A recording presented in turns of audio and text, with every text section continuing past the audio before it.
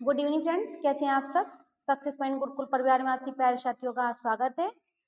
तो कल मैंने आपको विटामिन पढ़ाया था। क्या पढ़ाया था बच्चों? विटामिन पढ़ाया था। तो आज मैं विटामिन की क्वेश्चन सीरीज लेकर आई हूँ। तो आज आप अपना क्वेश्चन सीरीज के माध्यम से अपना ओवरव्यू ले लो कि मैंने कितना सीखा है। तो आप कितने क्वेश्चन सही करते हैं आपको इस टेक्स्ट सीरीज में बताना है। मुझे कमेंट बॉक्स में कमेंट करना है कि कितने क्वेश्चन आपके सही जाएंगे। ठीक है, कितने क्वेश्चन आपके सही हुए हैं। तो आ जाइए भाई, क्वेश्चन सीरीज को पूरा करेंगे। तो मेरा पहला क्वेश्चन है, क्या है विटामिन की खोज किस वैज्ञानिक ने की थी? बच्चा आपको बताना होगा कि विटामिन की खोज किसने की थी। तो विटामिन की खोज आपकी सी फंक ने की थी। कब की थी? 1911 में की थी। कब की थी बच्चा? 1911 में की थी। किसने की थी? सी फंक ने की थी। ठीक है ना। तो दूसरा आपका क्वेश्चन क्या है, विटामिन ए की खोज सी फंक ने की थी। विटामिन बी की खोज मैकुलन ने की थी। विटामिन सी की खोज हॉलकट ने की थी। विटामिन डी की खोज हॉपकिंस ने की थी। किसने की थी? विटामिन डी की खोज हॉपकिंस ने की थी। आ जाइए दूसरे क्वेश्चन पे आते हैं बच्चा। तो दूसरा क्वेश्चन है, विटामिन के अध्ययन को क्या कहा जाता है, यानी स्टडी ऑफ विटामिन। विटामिन के अध्ययन को क्या कहा जाएगा? तो विटामिन के अध्ययन को विटामिनोलॉजी कहते हैं। क्या कहते हैं बच्चा? विटामिनोलॉजी कहते हैं। विटामिन का क्वेश्चन नंबर तीसरा आएगा कि विटामिन को किन दो प्रकार में वर्गीकृत किया गया है। किन दो प्रकार में वर्गीकृत किया? विटामिन आपकी 6 होती है। 6 के बाद आपका विटामिन को दो प्रकार में वर्गीकृत किया, यानी कि जल में घुलनशील और वसा में घुलनशील। कितने में वर्गीकृत किया बच्चा? 2 में वर्गीकृत किया, पानी में घुलनशील, वसा में घुलनशील। तो उत्तर आपका क्या हो जाएगा? उपर्युक्त दोनों हो जाएगा। क्या हो जाएगा? उपर्युक्त दोनों, यानी कि विटामिन को 2 में डिवाइड किया था, पानी में घुलनशील, वसा में घुलनशील।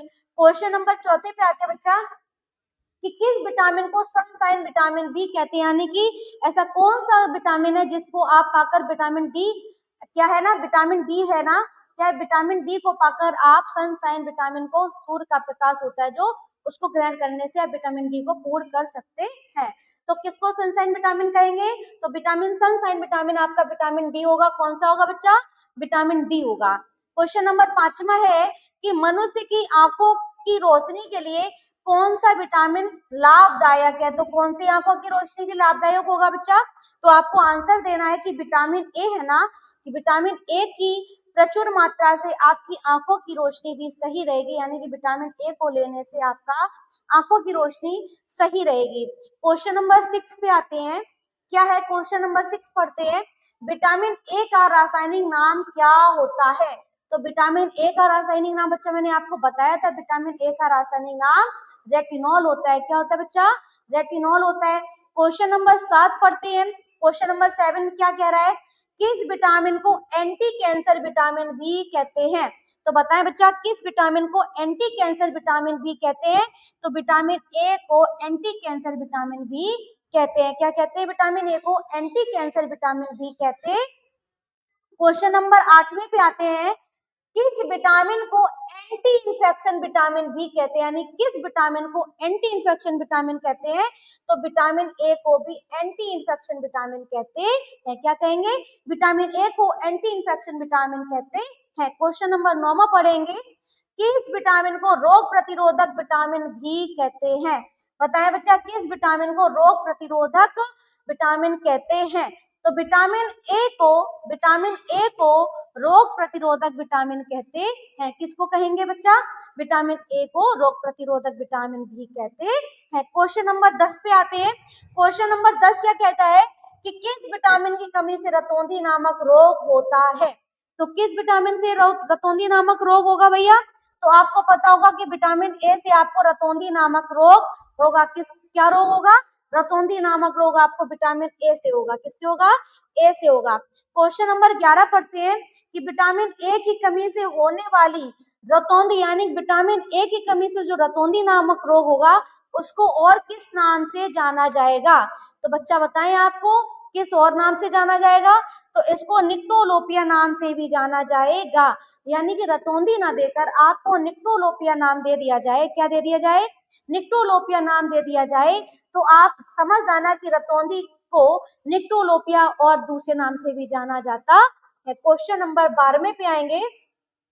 क्वेश्चन नंबर 12 क्या कह रहा है कि वयस्क में होने वाली बीमारी अस्थिमृदुताया, यानी कि ओस्टियोमलेशिया, किस विटामिन की कमी से होता है, यानी कि ऑस्टियोमलेशिया नामक रोग, यानी कि ये आपका किस में होता है, ऑस्टियोमलेशिया वयस्क में होता है, लेकिन बच्चों में कौन सा रोग होता है बच्चा, तो बच्चों में आपका रिकेट्स होगा। क्या होगा, रिकेट्स होगा। क्या होगा बच्चा, रिकेट्स होगा, ठीक है ना।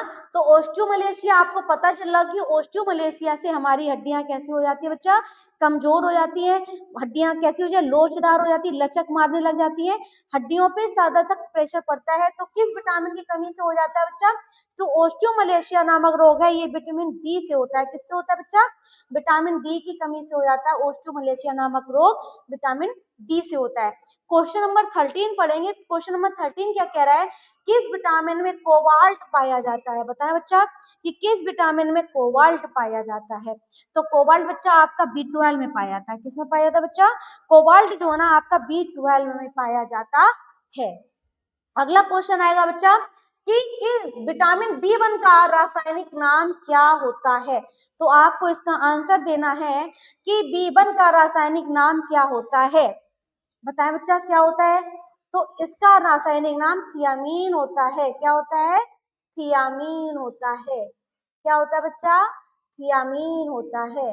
बच्चा आप मुझे इसमें बताएं कि इस प्रश्न सीरीज में, यानी इस क्वेश्चन सीरीज में आपके कितने क्वेश्चन के आंसर सही गए हैं। आप मुझे थम्स अप कीजिए, क्वेश्चन को कमेंट कीजिए कि कितने क्वेश्चन के आंसर आपने सही दिए हैं। थैंक यू ऑल, नमस्कार, जय हिंद।